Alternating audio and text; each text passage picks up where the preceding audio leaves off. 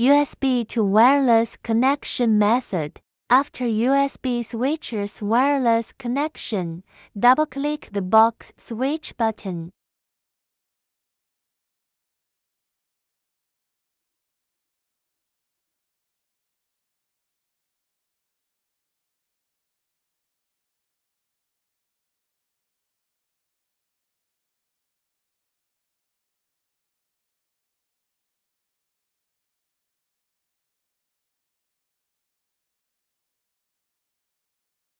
You can also use box management software to switch USB wireless connections. Right-click this computer, click Management, open the Device Manager port, find the USB port, find the corresponding port in the box control software, click Connect to control it.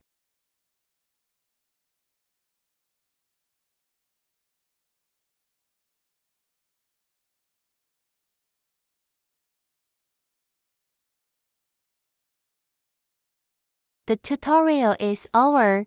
Please consult customer service if you are not clear.